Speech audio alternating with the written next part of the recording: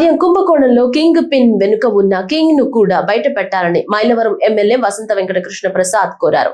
ఆంధ్రప్రదేశ్ రాష్ట్ర అసెంబ్లీ సమావేశాల్లో శుక్రవారం ఉదయం ఎమ్మెల్యే వసంత కృష్ణ ప్రసాద్ మాట్లాడుతూ దశల వారీగా మద్యపాన నిషేధం అంటూ 2019-24 వరకు అప్పటి ప్రభుత్వం మద్యం పాలసీ అమలు రాష్ట్ర ప్రజలను తీవ్రంగా ఇబ్బంది పెట్టిందన్నారు.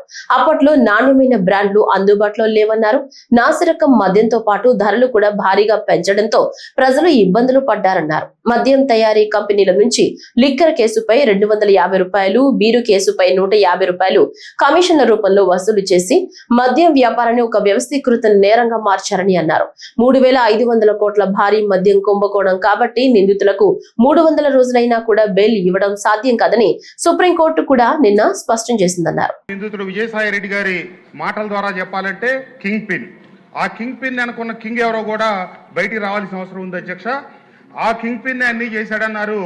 నిన్న సుప్రీంకోర్టులో 3,500 కోట్ల రూపాయలు స్కామ్ కాబట్టి ఇతనికి 300 రోజులైనా కూడా బెయిల్ ఇవ్వం, బెయిల్ గురించి అడగొద్దు అని కూడా సుప్రీంకోర్టు నిన్నే చెప్పడం జరిగింది.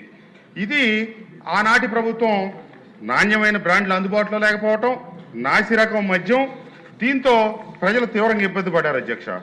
ఆ రోజున మద్యం తయారీ కంపెనీల నుంచి కమిషన్ల రూపంలో లిక్కర్ కేసుపై 250 రూపాయలు, బీరు తదితర వాటి మీద 150 రూపాయలు కమిషన్లు తీసుకొని ఒక వ్యవస్థీకృత నేరం కింద దీన్ని మార్చి ఈ రోజున సిట్ ఏర్పాటు చేస్తే తేలింది ఏంటంటే 3,500 కోట్ల పైచీలకు దీంట్లో కుంభకోణం ఉన్నట్టుగా బయటపడింది అధ్యక్ష. ఇంకా విచారణ జరుగుతూ ఉంది, కోర్టుల్లో కూడా ఉంది, కొంతమంది నిందితులు అరెస్ట్ అయి ఉన్నారు.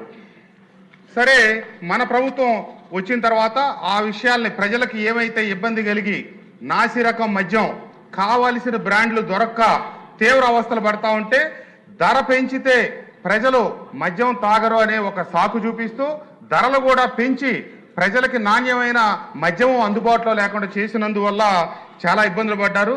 ఈ కూటమి ప్రభుత్వం అధికారంలోకి వచ్చిన తర్వాత కింద తరగతి ప్రజలు వాళ్ళు అలవాటు పడిన తర్వాత ఆ అలవాటు మానుకోలేని పరిస్థితి ఉంటే 99 రూపాయలకే మద్యం అందుబాటులో తీసుకురావడం జరిగింది అధ్యక్ష.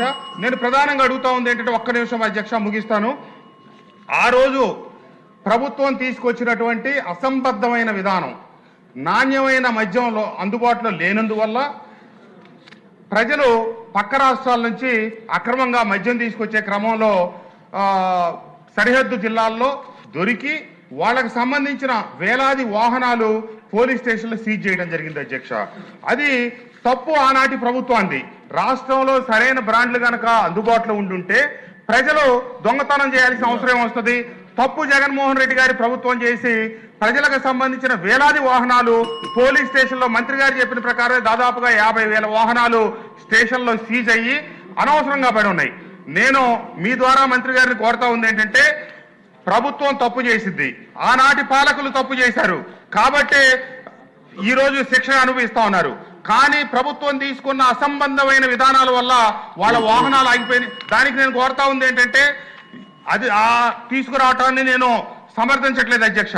కానీ ఆ పరిస్థితులు కల్పించారు కాబట్టి ఈరోజు వాళ్ళకి ద్విచక్ర వాహనానికి, త్రిచక్ర వాహనాలకి, 4 చక్రాల వాహనాలకి నామినల్ ఫీజు వేసి వాళ్ళ దగ్గర పెనాల్టీ వసూలు చేసి ఆ వాహనాలు విడుదల చేసి వాళ్ళకు విముక్తి కల్పించాల్సిందిగా కోరుతా ఉన్నాను అధ్యక్ష. ప్రభుత్వ నిర్ణయం వల్ల వాళ్ళని దోషులుగా నిర్ధారించొద్దు. దయచేసి ఈ విషయంలో ప్రభుత్వం సముచితమైన నిర్ణయం తీసుకోవాలని మీ ద్వారా మంత్రి గారిని కోరుతా ఉన్నా అధ్యక్ష. 846 వాహనాలు మనం సీజ్ చేయడం జరిగింది. దాంట్లో 4,358 వాహనాలని మనం రిలీజ్ చేయడం జరిగింది అధ్యక్ష. అంటే కోర్టు డైరెక్షన్ వల్ల కానీ మనకు అప్పీల్ చేసుకున్న దాని మీద కానీ 4,358 వాహనాలని చేసాం అధ్యక్ష. అలాగే కొన్ని ఆక్షన్ కూడా చేసాం అధ్యక్ష. ఖండానికి వచ్చినప్పుడు 18,047 వాహనాలని ఆక్షన్ చేయడం కూడా జరిగింది. ఇంకా 4,441 వాహనాలు ఉన్నాయి. అవి కూడా అప్పీల్ చేసుకోవడానికి కోర్టు స్టేజెస్లో ఉన్నాయి కాబట్టి దాంట్లో నిర్ణయాలు వచ్చిన తర్వాత, ఎందుకంటే ఇది కొద్దిగా కఠినంగా ఫారెస్ట్ డిపార్ట్మెంట్కి అన్నిటికన్నా యూనిఫామ్గా ఉంటుంది అధ్యక్ష. వాహనాలని నిజంగా దాంట్లో వాళ్ళు ఇన్వాల్వ్మెంట్ ఉందంటే మటుకు ఇవ్వడానికి అవకాశాలు ఉండదు కాబట్టి అవి ఇవ్వలేము. కానీ ఈ కోర్టు కేసులో కానీ మనకు అప్పీల్ చేసుకున్న దాంట్లో కానీ క్లియర్ చేయడానికి ప్రయత్నం చేస్తాం అధ్యక్ష. ఓకే.